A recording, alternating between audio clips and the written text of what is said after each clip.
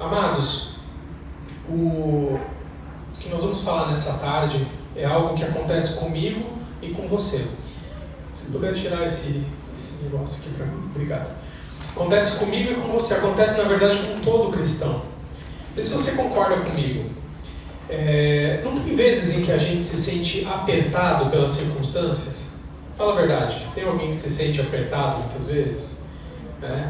Quando a gente se sente angustiado com alguma coisa, quando a gente sente que a gente está num lugar que estão apertando a gente, não é verdade?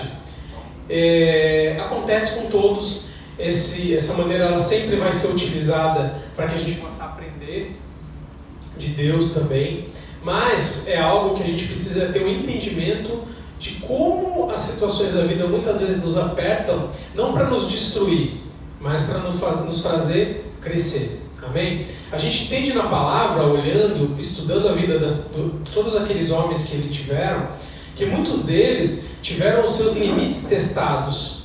Talvez o nosso intelecto vai entender assim, poxa vida, mas que coisa, para que tanto sofrimento, né? Para que tanta luta?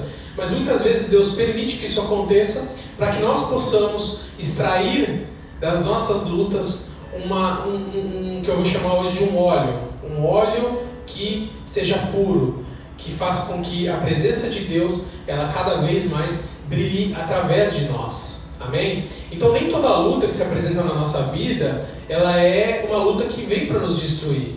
Amém? Mas é uma luta que muitas vezes vem das circunstâncias, Deus usa para que nós possamos ser abençoados e ser treinados, sermos melhores. Amém? Davi não começou a sua trajetória matando dezenas de milhares, como as mulheres adoravam lá, cantavam quando ele retornou da guerra.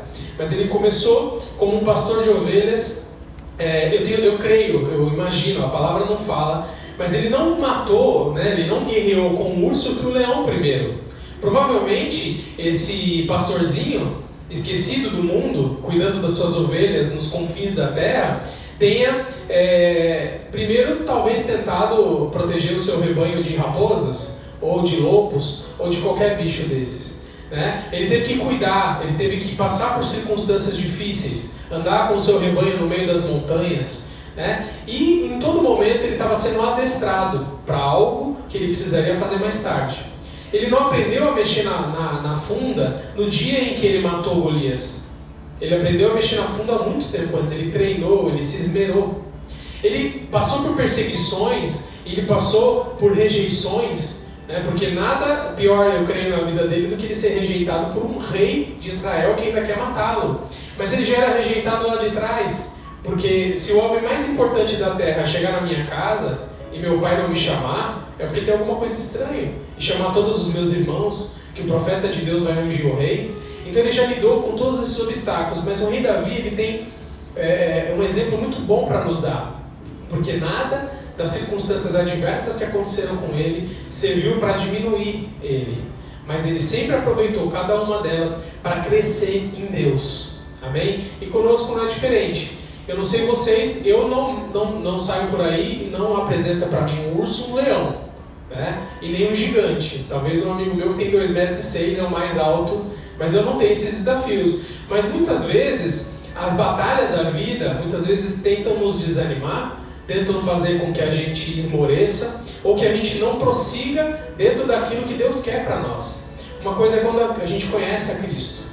E é lindo, né? O primeiro amor, aquela coisa, a gente teve batismo hoje, uma coisa maravilhosa. Só que no decorrer da nossa caminhada, nós vamos adquirindo em Deus novas capacidades para passar por novos desafios. E isso, Deus não vai fazer colocando lá um pendrive em você, para que você possa adquirir o conhecimento por si só. Mas Ele vai te dar as situações, ou Ele vai permitir situações que aconteçam na sua vida. Amém? Eu precisei aprender a lidar com dinheiro, porque eu era assim, né? O cartãozinho da Renner, coitado, vivia suado, ó, sempre, vamos lá, era Renner toda hora, né? Porque eu trabalhava demais, eu falei assim, eu mereço, né? Aí mandava ver lá. E veio uma crise financeira, fruto das minhas más decisões, mas onde Deus pôde me ensinar como administrar os meus bens, para que alguns anos mais tarde eu pudesse tomar decisões melhores. Então não foi Deus que providenciou a crise, mas Ele me ensinou a partir da crise. Então o que a gente tem que ter, acho que uma palavra que a gente precisa guardar nessa tarde é um coração ensinável.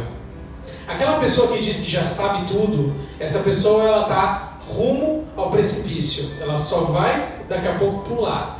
Porque primeiro que nós não sabemos de tudo, e segundo, se eu tenho conhecimento de algo, mas eu não pratico, eu não sei, eu só conheço. E a sabedoria qual é? É quando eu sei aplicar as coisas nos momentos em que elas são necessárias.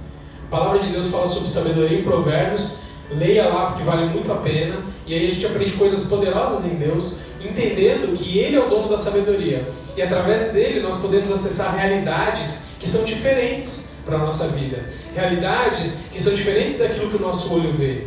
Então se a gente encara como um treinamento para coisas maiores, a vida fica mais fácil, fica mais leve, e a gente tira uma carga muito pesada dos nossos ombros. Amém? Quando eu me sinto apertado, então há muitas histórias na Bíblia que vão falar acerca disso, né? Na caminhada cristã, muitas vezes a gente é pressionado, falando de Cristo mesmo, né? Quando eu aceito a Jesus, eu entendo que existe todo um contexto espiritual e que é necessário que eu tome um posicionamento. Alguns aqui nessa manhã tomaram um posicionamento de irem ao batismo, descerem as águas, né? Morrer para a velha criatura e ressurgir como um filho em Cristo Jesus. Mas é um primeiro passo dentro de uma caminhada, dentro de um processo. E depois de muitos anos, ou depois de muitos processos, né, porque os anos ou os processos muitas vezes é a gente que define, Deus Ele vai nos preparando para outras coisas, mas a gente se sente pressionado. E entenda, toda pressão que vem, ela não veio para te destruir. Porque, eu não sei vocês, mas a Bíblia que eu leio, está escrito lá, o diabo veio para roubar, matar e destruir. Ele não brinca de ser diabo. Ele não fala, hoje eu vou ficar ali só atazanando a aula para ver se... Ele não brinca. Quando ele vem para arrebentar. E aí quando a gente está diante de Deus e essas pressões vêm, é porque Deus já sabe, ela quer que você se prepare, se capacite para desafios maiores que virão. Ah, mas então eu posso escolher, Deus, eu não quero passar por nada disso, me deixa aqui. Não, amado, o inimigo ele vem para roubar, matar e destruir, você querendo ou não. Então o nosso posicionamento ele é necessário para que a gente possa viver melhor e fazer aquilo que é a vontade de Deus. Amém? Ele não enviou Jesus Cristo para aquela cruz para que nós tivéssemos uma vida mais ou menos, uma vida na média. Sabe quando você pergunta para a pessoa, tudo bem? Ela fala, não é. Nós temos dias maus, né? Foi falado hoje, né? Mas nós temos dias bons. E nesses dias bons ou maus, a gente precisa buscar a amplitude máxima daquilo que a gente pode, que é a presença de Deus. Amém? Confrontados na caminhada cristã. Eu não sei você, mas quando eu cheguei e comecei a ouvir a palavra de Deus, eu olhei e falei assim, gente, tudo que eu faço está errado. Foi só eu? Ou não? Tudo que eu estou fazendo está errado. E eu falei, não, então eu tenho que fazer o contrário de tudo que eu faço. Porque eu gostava de dar o meu jeitinho. Afinal de contas, é brasileiro, né? É famoso o jeitinho brasileiro. Eu gostava de manipular situações. Eu gostava de mentir quando era para me favorecer. Eu gostava de tudo isso. E eu cheguei na palavra de Deus e eu aprendi que eu não poderia fazer mais essas coisas. E aí o Espírito Santo foi me constrangendo para não fazer mais, né? E aí eu falei, gente, então até os 27 anos eu estava de uma maneira totalmente errada. Eu preciso realmente me converter. Eu preciso fazer tudo diferente. Mas a gente é confrontado com a palavra. Amado, se a palavra te massagear o ego, há um problema muito sério. Ou a palavra que está sendo pregada talvez não seja a mesma palavra de Deus, ou você está numa roupagem religiosa tamanha que você não está conseguindo ver que há pontos a melhorar. Sempre há, né? Se Deus falava com os apóstolos que já faziam tudo o que faziam e eles precisavam melhorar, imagina nós. Amém? Então, a palavra ela vai nos confrontar assim. Ela vem para muitas vezes nos dar o refrigério quando a gente precisa, para nos consolar, mas ela exige um confronto, porque a nossa natureza não é fácil. Eu não sei você, mas essa pessoa que mora dentro de mim, ela todo dia quer me derrubar, chamada minha alma. Eu não sei se com você é assim, mas comigo acontece. Se eu deixo, as situações que se apresentam me tiram completamente do foco daquilo que Deus tem para mim. Então é uma guerra constante que a gente precisa passar. E existe um processo, só que esse processo vai nos levar até um destino. Amém? E o melhor dos destinos, que é o centro da vontade de Deus. Qual é o propósito? Não sei. Deus, se Ele revelar tudo, a gente vai dizer que não pode ir, né? Você vai assistir a Netflix, você já põe no último episódio? Porque eu fazia isso antigamente. Não faço mais hoje, assisto até o final bonitinho. Mas Deus não vai revelar o final. Ele vai te mandar nos processos até que você vá se adequando àquilo que Ele tem para você. Amém? Pensa na tua vida aí. Qual é a situação que você enfrenta muitas vezes hoje e que para você parece muito difícil? Coloca nele. Fala, Senhor, está difícil, o negócio está esquentando. O que eu posso extrair disso aqui? Porque sempre tem alguma coisa para a gente extrair. Porque eu não sei vocês, mas às vezes a gente passa por desafios, na hora parece que a gente vai morrer, dá uns meses, depois que passa, fala, nossa, mas foi tão tranquilo, né? Parece que foi mais... E é assim mesmo, porque a gente vai crescendo, né? A palavra diz de glória em glória, de vitória em vitória. Amém? A gente passou por um período de luto em casa, e não é fácil, como muitos aqui passaram. Porém, todavia, temos que ter a certeza de que aqueles que foram nossos estão com o Senhor, se realmente aceitaram a Cristo, e a nossa vida continua. Por quê? Porque tem muito mais para fazer. Daqui a pouquinho, mais tardar aí, no meu caso, uns 60 anos, eu vou estar lá junto. 60 não, né? Vou ver até 100 não dá. Mais uns 50, talvez 40, não sei. Eu vou estar lá então. Então a gente tem que fazer o melhor nessa terra. Cada dia é um novo dia que Deus escolhe para nós. Amém? E o tempo passa rápido. Falar para os jovens aqui. A gente estava falando sobre isso hoje. Passa muito rápido. Né? Às vezes eu me sinto novo. Quando eu levanto, eu vejo as costas, eu já não sou mais tão novo. Então passa rápido. Aproveitem, vocês que conhecem a Deus. Nós vamos falar a respeito da oliveira. Tá? Alguém aqui tem o sobrenome Oliveira? O Roger. O Roger? E a Érica? Provavelmente, muito provavelmente, vocês têm uma raiz judaica. Porque teve um determinado momento em que eles tiveram que vir para cá e mudar os seus nomes para Oliveira, Pereira, tudo que remetia muito à fruta, às árvores, enfim. Provavelmente vocês têm uma raiz lá, raiz em Abraão. Não todos nós temos, mas vocês talvez mais diretamente. Mas a oliveira, ela é um símbolo de Israel. E quando eu falo da palavra de Deus, eu preciso olhar para Israel. Eu preciso ficar muito atento ao que acontece. Por quê? Porque Deus usa Israel como um sinal para a igreja e dos templos. O símbolo da nação de Israel, então, é a oliveira, é considerado na antiguidade um símbolo de sabedoria, de paz, de prosperidade, de abundância e de glória. A árvore, ela produz por muito tempo. Provavelmente vocês já tenham ouvido falar que existem oliveiras lá em Israel mais antigas do que o próprio Jesus Cristo, que tem muito tempo já lá. É uma árvore que produz muito tempo. É uma árvore que vem, que se constitui em muitos e muitos processos, em muitos e muitos ciclos. Amém? E ela extrai o fruto dela é uma coisa gostosa, pelo menos eu gosto, vai na pizza, que é a azeitona. E dela a gente extrai o azeite.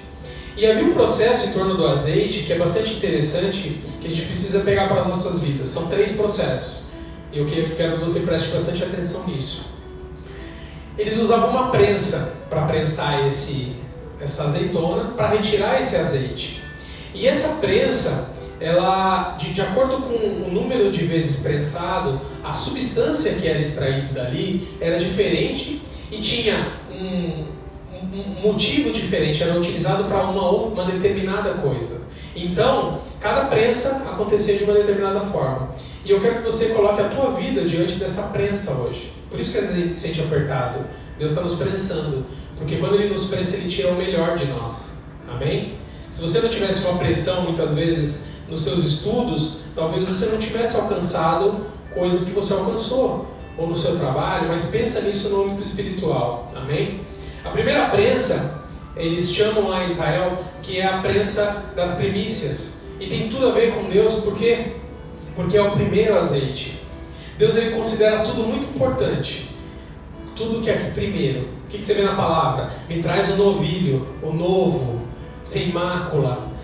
primeiro fruto da sua colheita, traz aqui, me oferece em sacrifício. Então Deus, Ele trabalha muito com as primícias. O filho primogênito tem algo espiritual que repousa sobre os primogênitos. Então tudo que é primeiro para Deus tem uma determinada importância. O primeiro azeite que se extrai disso era um azeite que era enviado para o templo. Era um azeite usado e consagrado a Deus. Então quando o rei Davi foi ungido rei, ele foi ungido com um azeite desse, o primeiro azeite. Amém? A primeira prensa. Em Deus Ele valoriza tudo que está em primeiro lugar, tudo que você coloca Ele em primeiro lugar. Temos colocado Ele em primeiro lugar nas nossas vidas? Tem um propósito poderoso quando a gente coloca em primeiro. Por que eu não posso ofertar? Na verdade a gente pode, né? Mas por que, de acordo com os princípios bíblicos, eu não poderia ofertar depois que eu tivesse já a minha colheita toda? Então eu colhi lá 1 tonelada de maçã, eu vou ofertar lá meia tonelada. Porque esse princípio demonstra uma dependência que a gente precisa ter de Deus. Porque é fácil eu pegar do que me sobra e dar uma parte. Mas o que Deus queria mostrar para o povo me dá do teu primeiro, para que você tenha confiança em mim, de que eu vou te abastecer com mais. Amém? Então tudo que é primeiro tem um real sentido para Ele. E Isaías 42:8 diz assim: eu sou o Senhor. Deus falando com Isaías: eu sou o Senhor, este é o meu nome, a minha glória eu não darei a ninguém, e nem o meu louvor a imagens de escultura. Ele usa o texto. Mas a imagem de escultura você pode entender como tudo aquilo que tem lugar de Deus como primeiro na minha e na sua vida. Será que o meu trabalho tem um lugar de Deus na minha vida? Será que a minha família, eu dou muito valor à minha família e deixo Deus em segundo?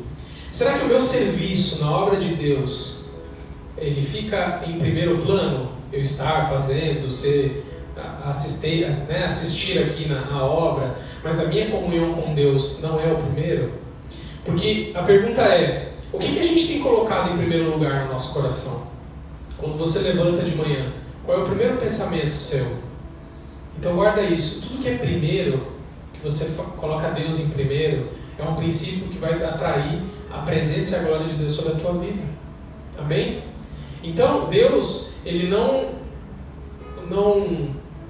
titubeou em colocar o seu único filho naquela cruz por mim e por você. Amém? E o que Ele pede em volta é que a gente possa colocá-lo em primeiro lugar nas nossas vidas. Existe uma ordem estabelecida, e isso é bem prático, daquilo que a gente pode se dizer que é uma vida equilibrada. É Deus em primeiro, a família em segundo, o trabalho em terceiro, ministério e obra de Deus em quarto. Toda vez que uma dessas ordens estão embaralhadas, a gente acaba tendo problemas na nossa vida. Então aí fora tem gente que não tem Deus, então ele já desconsidera. Então, e tem muita gente que coloca o trabalho, né? Hoje em dia não é assim, eu coloco o trabalho em primeiro lugar, eu perco a minha família. Né? Ou eu coloco a obra do Senhor, o fazer, só fazer, sem a comunhão. Eu começo a ter desequilíbrio na minha vida. Então é necessária essa ordem. Deus, Ele precisa estar em primeiro lugar. Porque Ele precisa da gente? Não, porque nós precisamos dEle.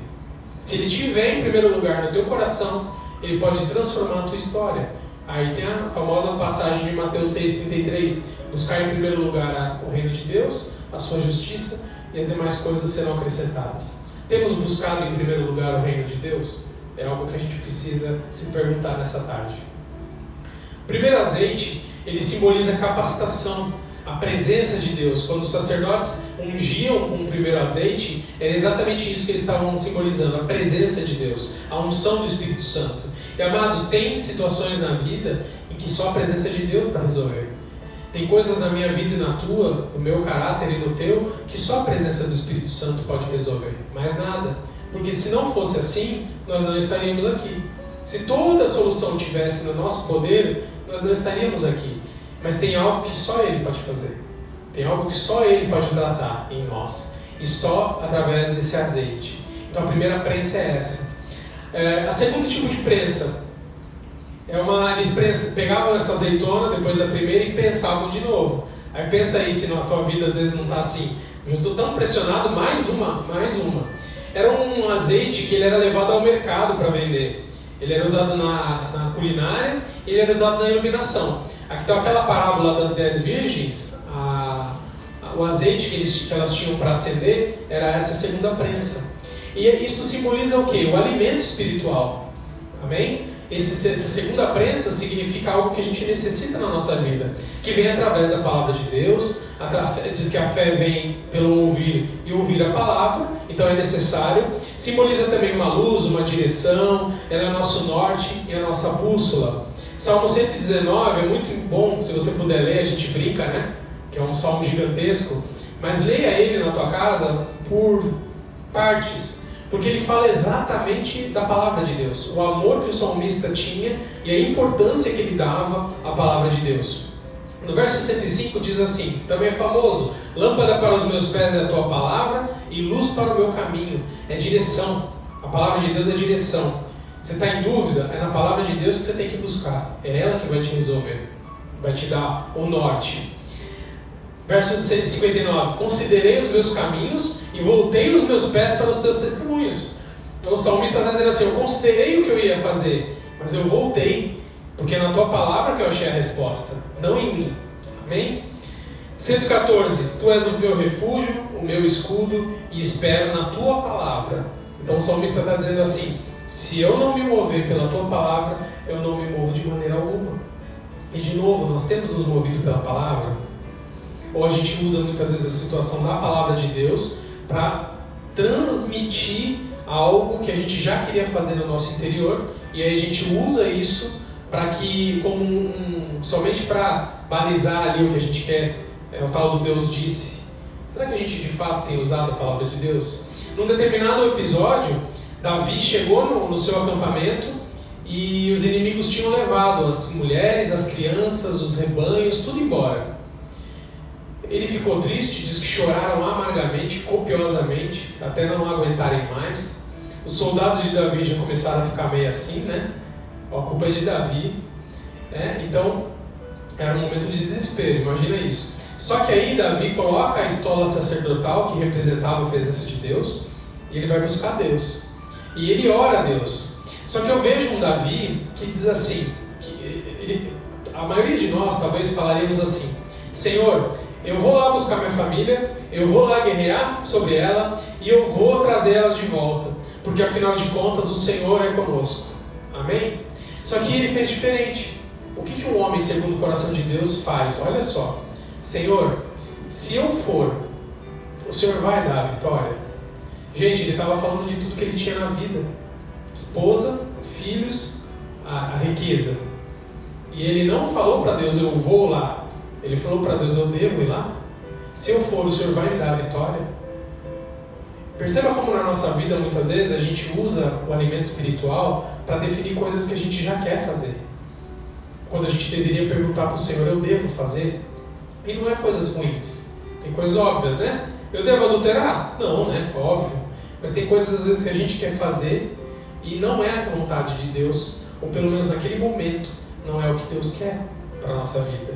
Então Davi fez isso e Deus respondeu para ele, pode ir, porque nenhum vai se perder. Entendeu? Aí ele recobrou o seu ânimo, pegou os seus homens, deu a palavra de Deus para eles, e eles foram e alcançaram êxito. Então é isso que a gente precisa, consultar a Deus. Então muitas vezes a gente está sendo pressionado por falta de usar o alimento espiritual. Amém? Se o teu corpo, que é físico, não tiver determinadas substâncias, você não vai ter a saúde que é necessária para fazer uma série de coisas. Quem vai para a academia sabe, né? Precisa ali ter o tal da proteína, etc. e tal. Então o teu corpo espiritual também. Se você não usar o alimento, você está recebendo alimento aqui, você está recebendo alimento através da palavra de Deus, mas esses nutrientes estão saindo, você não está usando. Nas situações da vida, você não está utilizando. Então a gente precisa aprender nessa segunda prensa como a gente vai usar o alimento espiritual de Deus, como a gente vai usar a palavra de Deus como norte das nossas vidas. Se Deus já te falou algo, vai firme nisso que Ele te falou. Mas se Ele não falou, não vá onde não é para estar. Amém? Não esteja onde é para estar. Amém? Terceira prensa era um azeite já de baixa qualidade. Então imagina aquela azeitona, passou pela primeira, extraíram o azeite, foi para o templo, passou de novo pela prensa, extraiu uma parte do azeite, foi para mercado, para consumo, para iluminação, passou pela terceira prensa, já é só o bugalho do negócio. Já é um azeite de baixa qualidade usado na limpeza. Pense em limpeza. Usado para espantar moscas, uma vez que os estábulos ali onde ficavam os cavalos ficavam perto das casas. Então, amados, às vezes nós somos prensados porque a presença de Deus precisa nos limpar do pecado. Precisa nos mexer por meio do arrependimento. Precisa espantar as tentações que aparecem nas nossas vidas, que parecem perigosamente sedutor, que muitas vezes vem como uma mosca. Você já viu uma mosca? Ela fica rodeando ali. Ela fica rodeando, ela fica ao redor. E às vezes as tentações, elas ficam exatamente assim. Cada um de nós aqui imagina aquilo que nos faz pecar. E o problema, o final é um pecado. Só que o grande problema é quando a gente cede à tentação.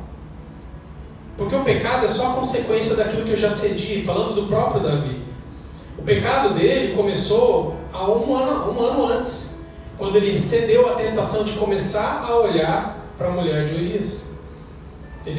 Foi ali que ele começou. O ato final foi só a conclusão. E essa terceira prensa vem exatamente para isso, para nos limpar do pecado. Então você está se sentindo apertado, meio? Pode ser isso. Coloca diante de Deus. Porque é isso que o processo muitas vezes nos faz. A gente precisa nos limpar do pecado, a gente precisa vigiar e tomar cuidado com as tentações que nos tomam. Tem um louvor lá do Thales, todo dia o pecado vem, né? Todo dia ele vem. Só que se você está de pé, você não cai na tentação. Por quê? Porque você está vigilante, você está usando o alimento espiritual, você está consagrado na presença de Deus. E aí mesmo João já garante, filhinho, se você pecar, Cristo é o advogado. Conta com Ele, pede perdão, se arrepende. Então essas são prensas que passam nas nossas vidas e que a gente tem como aprender isso. Por quê? Porque se a gente extrair dessas provações um melhor azeite, a gente vai poder funcionar melhor. Amém? Não é algo que vem para nos destruir, mas é algo que vem para nos ensinar. Uma tentação, no comecinho, ela é branda. E ela vai continuar branda muitas vezes. Só que conforme você vai dando atenção para a tentação, ela vai crescendo. O homem está lá na rua, passa a mulher bonita. Não tem que olhar a primeira vez. Mas aí você olhou a primeira. Segunda, a tentação já ficou, entende? E aí, né, o pessoal do Antigo Testamento falava, não podia adulterar, né? Aí veio Jesus e falou assim, amigão, se você olhar desejando, já foi. Então a vara ficou pior para nós também, né? Falando disso, dessa área específica. Então assim, não podemos ceder às tentações. E como que eu não cedo? Estando na presença de Deus. Sabendo que Deus está com a gente em qualquer lugar. Sabendo que o que Ele diz na Bíblia a meu respeito, tem coisas que eu devo fazer e que eu não devo fazer. É mudando um pouco a mentalidade dessa geração que a gente faz parte. Onde cada vez que você fala que não pode fazer, parece que vai morrer. E não é assim. Pega lá Deuteronômio 28. Se vocês andarem nos caminhos do Senhor, cumprir os seus estatutos. Aí tem lá, se não me engano, são 15 versos que falam da bênção. E da maldição é 30, é 40 e vai embora. Por quê? Porque a gente está no caminho e se a gente desviar desse caminho, tem todo um monte de maldição para nos fazer errar. Então a gente precisa se colocar diante de Deus e colocar na presença dele e falar assim, Senhor, eu quero extrair esse azeite. Me ajuda a me mostrar aonde que eu tenho errado. Será que o Senhor está em primeiro lugar? Será que eu tenho cedido às tentações? Será que eu estou conseguindo guardar a Tua palavra? Tudo que eu tenho recebido, eu tenho conseguido digerir? Eu falei uns cultos atrás da gente meditar na palavra, ruminar a palavra. Não é só para a gente ter um conhecimento intelectual, mas é porque cada vez que eu escuto a palavra, que eu leio a palavra, eu estou adquirindo uma resistência espiritual. Então eu estou me alimentando mais. Já viu uma pessoa com deficiência de alimento? É uma pessoa que está suscetível à doença, não é? Mas uma pessoa que se alimenta bem é uma pessoa mais forte, tem uma imunidade mais forte. Então o que a gente tem feito com o alimento de Deus? A gente pega esse alimento e continua, ou a gente tem só usado quando a situação ela realmente aperta nas nossas vidas? Amém? Porque tem uma obra que Deus quer fazer que independe da igreja no lugar físico. Tem uma obra que Ele quer fazer nas nossas vidas, que é colocar vidas na nossa frente, para que a gente possa falar dele. E não é só do amor dele, é falar de princípios, de coisas que a gente faz, que é o testemunho e que vai bem para o Senhor. Mas isso só vai fazer quando a gente tiver profundidade, né? Quando a gente tiver constância, quando a gente estiver olhando essas prensas que muitas vezes acontecem como algo que não é para a nossa morte, mas é para o nosso aprendizado. Porque senão a gente não aguenta, não é verdade? Tem hora que parece que vai destruir tudo.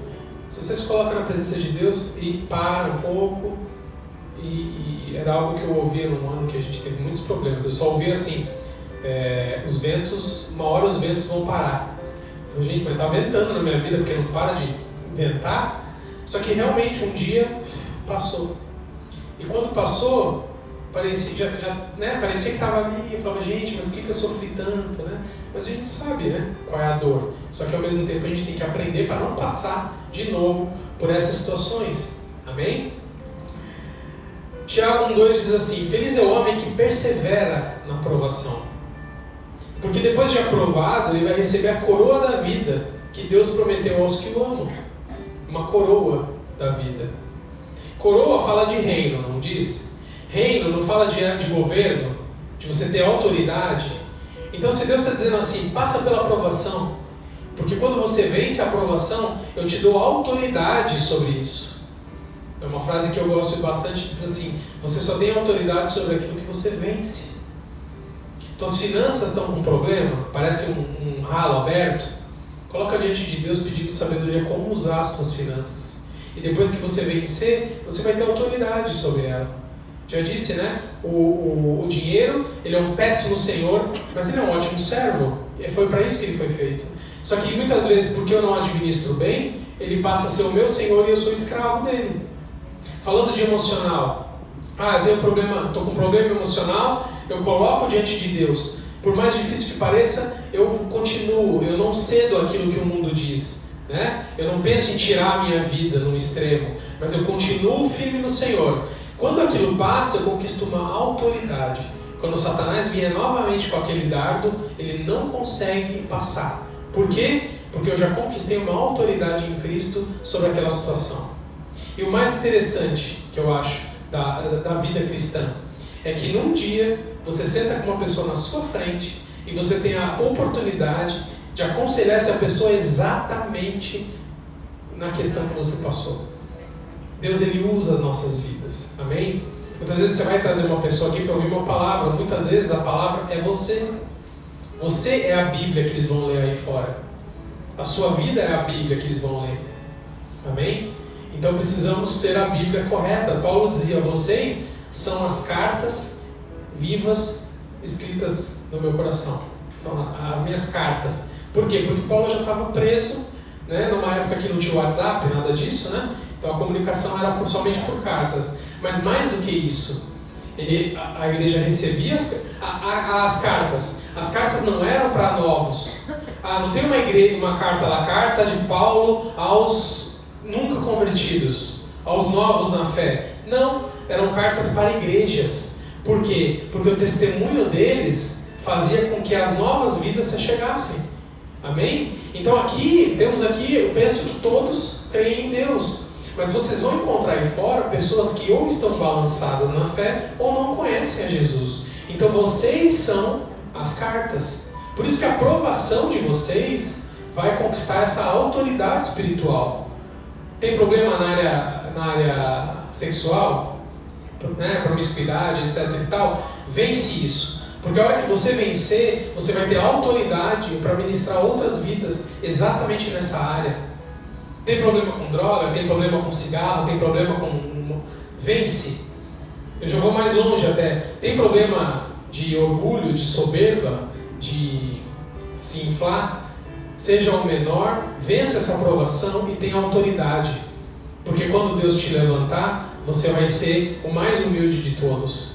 Amém? Você vai ser aquele que as pessoas vão olhar e falar assim, nossa, o cara tá lá em cima, mas ele é tão humilde. Acontece com o nosso pastor Márcio ali, da Matriz. Um homem que hoje, aos olhos do homem, né, tem uma envergadura que você olha, nossa, olha o que foi construído. Né? Vai lá tirar foto, bate, dá abracinho daquele jeito, todo simpático, tem humildade. Entendeu? Será que ele precisou vencer a soberba? Não sei.